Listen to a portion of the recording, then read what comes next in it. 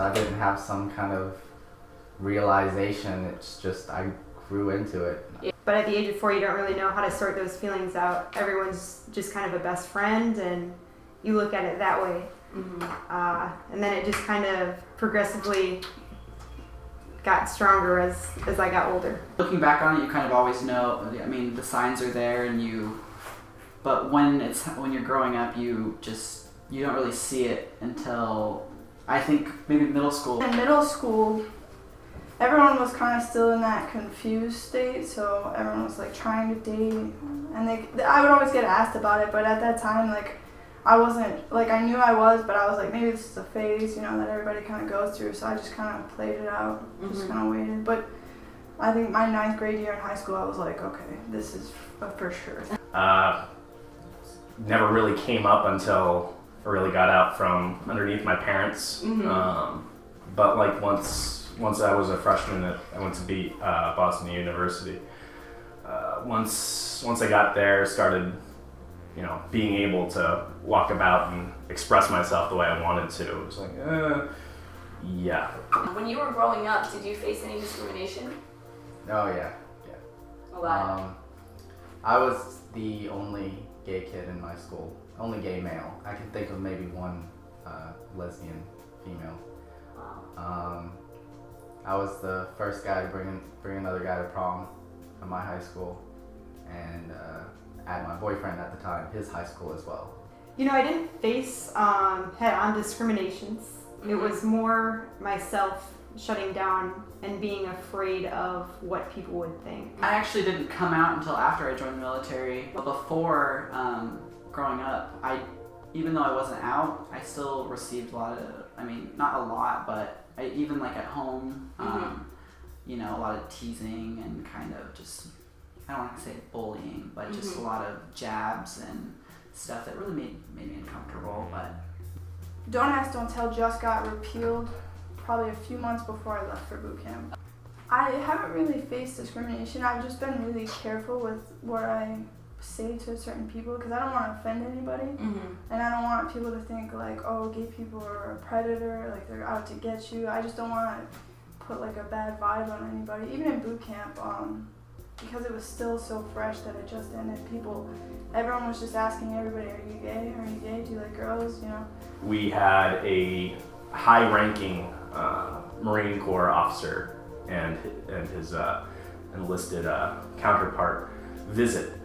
This was right around the time that Congress had asked the Joint Chiefs of Staff to start pooling the troops. Hey, we're thinking about repealing Don't Ask, Don't Tell, or reworking it somehow. I can't remember the exact question. I think it was either asked by somebody, oh, what are we gonna do when when they're sharing heads and bunk spaces with us? Yeah. What about that? What about this? It was like one of the more ignorant comments ever made regarding like what we're gonna do about the repeal. You know, oh my God, they're gonna be in our showers, and I just thought it's like we're already in your showers. What the hell? And you know, I just had a look of disgust on my face, and I turned around to my chief at the time, one of the most awesome chiefs I've ever worked with, and he saw the look on my face, and he just gave me a head shake, just these idiots. And it was like one of the better moments in my career. So I don't think he ever really knew.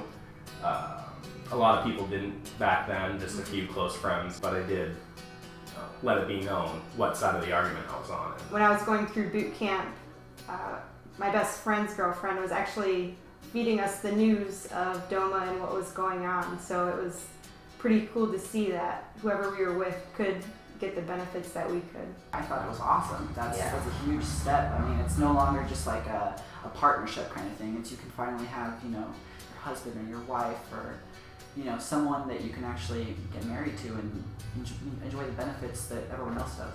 How did you react when the same-sex benefits came out in the military? I got married. It's actually a lot to look forward to. I'm happy someday that I do get married, that I can not only take care of my partner, but I can bring her with me and she can give me that emotional support even if I'm stationed overseas somewhere. The military, it's a very tangible thing. It's more set in stone. Like, if you're married, this is what that means. Actually, right now I'm trying to petition to get paternity leave for same-sex fathers. Mm-hmm. As of right now, my husband and I are looking at doing surrogacy, and we get no leave at all to take care of our child once it's born. We forget there are still things that need to change, that there are still cracks in the sidewalk until you hit one of them. Mm-hmm. I would have never realized that had I not started thinking about a family of my own. What would you say to people that are gay in the military that are just afraid to come out and say that they are or express themselves? What would you say to them? Everyone has their own. It takes time for everyone. It's just your path. It's your choice, really. If you don't want to come out, it's fine. But I know for me, when I came out to my grandmother, which was really difficult, and I was very, very frightened that it was going to turn sour. She told me the most important thing is to be yourself. You have to be brave, and you're going to be more happier when you're brave. So I think that you should accept yourself before you have to worry about what other people think about you. Because there's always going to be people that don't agree with what you do, and there's always going to be people that aren't going to like you because you're gay. But I think as long as you're comfortable with yourself and as long as you love yourself, that's all that should matter. It's important that we show people that we're here, and that the people close to us can put a face to what they see in the media. It's like, hey, my son came out to me, and now I feel different about it because it's real. It's real for them now. It's hard, but usually it's a relief. at first, there wasn't a lot of resolve. It was a lot of self-doubt and stuff like that. But like I said, after I joined the military and I gained a lot of friends and people that I knew cared about me and were like, they had my back, they had my six, they were, if someone were to say something, they were there for me. Truthfully, the Navy has really been the most accepting place. This is the least amount of prejudice I've faced. And I'm thankful for that. The Navy has really given me an opportunity to meet people who have never in their life met a gay person before joining the Navy and become friends with them. It promotes the acceptance in others, and a lot of people, I realized, even though some people I did keep it from at first, it just wasn't a big deal to them. It was like, okay, you're gay, like no big deal. And Whether military or civilian, it does get better.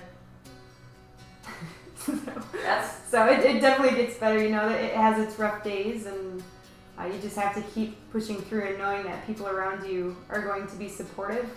And if they're not, then you can work around them, and there's a good group of people out there who's going to support you. Awesome. All right.